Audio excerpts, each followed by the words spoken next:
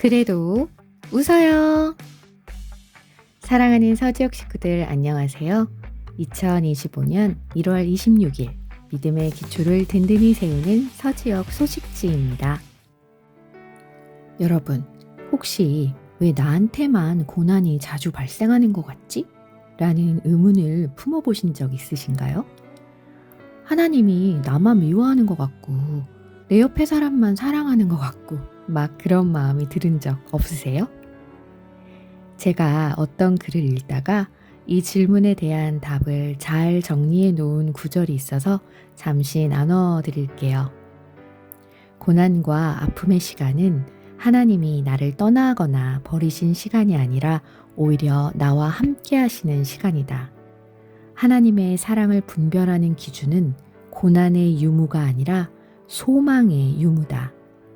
고난 중에도 말씀이 있고 하나님의 위로와 소망이 있다면 그가 바로 하나님이 사랑하시는 자다.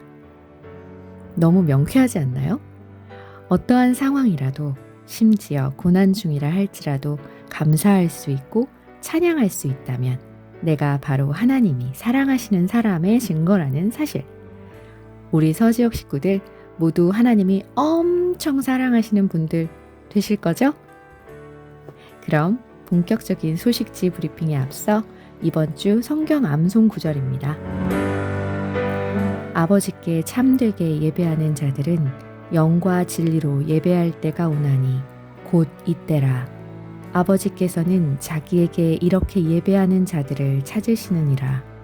요한복음 4장 23절 말씀. 아멘. 자, 그럼 소식지를 한번 살펴볼까요? 이번 주에는 두 분의 간증문이 실렸네요. 먼저 김명숙 집사님 샘터의 박윤열 집사님의 간증문입니다. 저는 30대에 제일성도교회에 처음 출석하게 되었습니다. 하나님의 사랑은 절대로 우리를 포기하지 않는다는 것을 굳게 믿으며 8년여 동안 열심히 은혜롭게 출석하였지만 시험에 들고 말았습니다. 시험이 든 이후 바로 변화의 사건이 찾아왔습니다. 먼저 하나님이 주신 손녀 민소리가 저에게 와주어 하루하루 즐겁게 생활하던 중 같은 서지혁 이효진 집사님이 민소리가 3살 때부터 민소리를 매주 주일마다 교회로 인도하고 마치 친자녀처럼 도움을 주는 모습, 그리고 샘터장이신 김명숙 집사님께서도 항상 저에게 변함없는 아름다운 사랑의 마음으로 인도해 주시는 모습을 통해서 여전히 하나님의 사랑이 나에게서 떠나지 않았다는 것을 알게 되었습니다.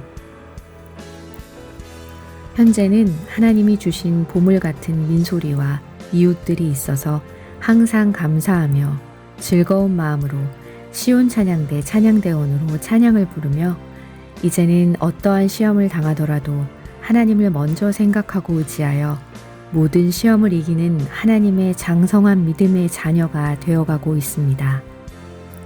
최근 담임 목사님께서 요한계시록 주일 설교를 통해 7교회는 우리 현재의 모습과 같고 모든 교회의 영적 상태를 대표하여 보여주고 있는데 교회를 향하여 주님이 주신 메시지들을 통하여 우리의 마음을 혼미케 하는 많은 사람들과 세상이 가져오는 미혹들로부터 넘어가지 않고 주의해야 한다고 하십니다. 저는 이 말씀을 붙들고 기도하고 있습니다. 나에게 시험이 올지라도 시험에 들지 않고 이기고 물리치는 믿음과 능력을 주옵소서. 그리하여 매일 승리하여 감사함으로 살게 하옵소서. 유혹에 넘어지지 않게 하옵시고 시험을 통하여 연단되어 하나님께 인정받는 굳건한 믿음이 되게 하옵소서. 말씀을 믿고 기도합니다. 네, 집사님의 기도처럼 말씀 붙들고 믿음으로 꼭 승리하시기를 기도하며 응원하겠습니다. 다음은 안녕하세요. 저를 모르시는 분이 많으시겠지요. 라고 시작되는 노경숙 집사님의 글입니다. 노경숙 집사님은 서지혁 3040 세대로 정희경 집사님의 샘터원이신데요. 임규동 집사님의 글 요청을 받고 청천벽력의 심정이었다고 하세요. 이유는 본인의 생각에 신앙심도 얕고 더군다나 요즘 건강 문제, 일상의 어려운 일들을 겪으면서 몸이 많이 지칠 대로 지쳐 하나님의 사랑을 잊고 살고 있었기 때문이라고 쓰고 계시네요. 그럼 계속 글 읽어드릴게요. 과연 내가 한 줄이라도 뭔가 이야기할 게 있을까라는 걱정이 앞섰습니다.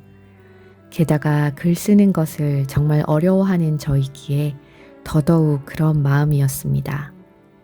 항상 입술로는 사랑의 하나님이라고 말하면서 정작 느끼지도 생각지도 않고 살아가는 일상이었습니다. 그런데 곰곰이 생각해 보니 하나님은 저에게 엄청난 사랑을 주고 계셨더라고요. 제가 몸이 아팠을 때는 따뜻한 위로와 걱정을 해주시는 시어머님. 어느 시어머님이 진심으로 며느리를 걱정해 주시겠어요. 보통 내색은 않으시겠지만 내 아들이 힘들어지지 않을까 걱정하시잖아요. 게다가 알뜰살뜰 집안일을 챙겨주는 남편을 주셨고 착하고 귀여운 두 아들을 주셨고 무엇보다 일상에서 힘들고 지친 나를 끝까지 붙들어주는 샘터 식구들이 있었네요. 또한 아픔 속에서 다시 한번 느낀 것은 하나님은 위로의 하나님이시며 모든 문제의 해결자이시라는 것. 우리의 갈등과 염려를 맡기고 기도로 나아갈 때 하나님은 반드시 응답하시고 승리의 확신을 주시며 그리고 하나님과 관계가 멀어질 때는 나를 다시 하나님께로 향할 수 있도록 인도해 주시는 성령님도 모두 다 사랑의 하나님이시라는 것입니다. 소식지 원고 작성이라는 청천벽력 같은 집사님의 부탁이 삶에서 하나님을 잊고 사는 저에게 이렇게 사랑의 하나님을 생각할 수 있는 시간을 주었네요. 감사합니다. 사랑의 하나님. 이라고 적어주신 노경숙 집사님. 제가 알기로 얼마 전 암 수술을 하신 걸로 아는데 이러한 시간들이 집사님으로 하여금 하나님의 사랑을 다시 한번 느낄 수 있도록 하신 하나님의 기회가 아니었나 하는 생각이 드네요. 앞으로도 계속 하나님의 사랑을 듬뿍 느끼며 살아가시는 귀한 삶이 되시기를 기도하겠습니다. 페이지를 넘기니까 지난 수요일에 있었던 권사연합 축복성회의 사진이 올라와 있네요. 늘 교회를 사랑으로 섬기시는 권사님들께서 모이셔서 함께 뜨겁게 예배하시고 또 부목사님들의 안수기도 시간이 있었다고 해요. 올 한 해도 우리 권사님들의 섬김을 통하여 교회가 건강히 성장하기를 기도합니다. 그리고 서지역 권장도서인 내 마음 그리스도의 집에 관한 내용이 실렸네요. 이 책에서는 그리스도를 마음에 모셔드린 후 생활의 모든 영역에서 그리스도를 주인으로 삼는 모습을 집에 비유하여 묘사하고 있으며 서재, 주방, 침실 그리고 벽장에 이르기까지 구석구석을 모두 예수님께 내어놓는 주인공의 이야기를 담고 있습니다. 현재 오디오북을 통해 음원으로도 들을 수 있다고 하네요. 참고로 저 박성원 집사가 녹음했습니다. 필요하신 분들은 서지역 서번트팀 임규동, 성인희, 장명순, 배현정 집사님에게 문의하시면 된다고 합니다. 소식 알려드릴게요. 오늘은 다른 때보다 더 귀를 쫑긋 세우고 들으시면 좋을 것 같습니다. 2025년 샘터 대신방이 2월 3일 월요일부터 3월 1일 토요일까지 진행됩니다. 기도로 준비하여 은혜로운 축복의 시간이 되시기를 바랍니다. 2025년 소원 기도 제목을 샘터장님 또는 원세현 목사님께 제출 부탁드려요. 다음 중요한 공지사항입니다. 다음 주 2월 2일 오후 예배를 서지역 헌신 예배로 드립니다. 현재 예배를 위해 많은 부분들을 준비하고 있는데요. 샘터장, 목자장님들이 매주 금요일에 모여서 특별 찬양 연습을 하고 계십니다. 이 특별 찬양은 서지역 식구들인 우리 모두가 함께 찬양할 예정인데요. 복음 들고 산을 넘는 자들의 발길이라는 찬양을 드릴 거예요. 우리 모두 듣고 연습해 오셔서 함께 힘차게 부르면 좋겠습니다. 그리고 당일 예배 순서를 미리 좀 알려드릴게요. 4시에 서지역 찬양팀의 인도로 찬양을 드린 후 대표 기도는 지역장으로 섬기시는 김종원 장로님, 특찬은 우리 서지역 식구들 모두, 그리고 이어서 원세현 목사님의 은혜로운 설교 말씀과 기도회가 진행될 예정입니다. 축도는 담임 목사님께서 해주시고요. 예배 마친 후 바로 교회 식당으로 이동하여 맛있는 식사와 즐거운 교제의 시간을 가지게 됩니다. 너무 기대되지 않으세요? 참, 그리고 헌금은 정성스럽게 잘 준비하셨다가 식당에 준비된 헌금함에 해주시면 된다고 하네요. 이번 우리 서지역 헌신 예배를 통하여 우리의 영을 새롭게 하는 은혜가 있기를 기도합니다. 다음은 우리 서지역 식구들의 소식 몇 가지 전해드릴게요. 먼저 김종원 장로님의 어머님이신 김준석 권사님께서는 현재 요양원에 계시는데요. 얼마 전 검사에서 감사하게도 수술하신 고관절이 잘 붙었다고 하십니다. 너무 감사하네요. 두 번째로 이선경 전도사님 샘터의 박영희 집사님께서는 지난 1월 2일 교통사고로 다리를 다치셔서 무릎 수술을 하셨는데 원래 다니시던 병원에서 양천구 목동으로 병원을 이동하셨다고 해요. 다리에 통깁스를 하신 상태라 움직이기 불편한 상황이라고 하십니다. 한 가지 다행인 건 이 사고가 산재 처리가 되어서 병원비가 지급된다고 하네요.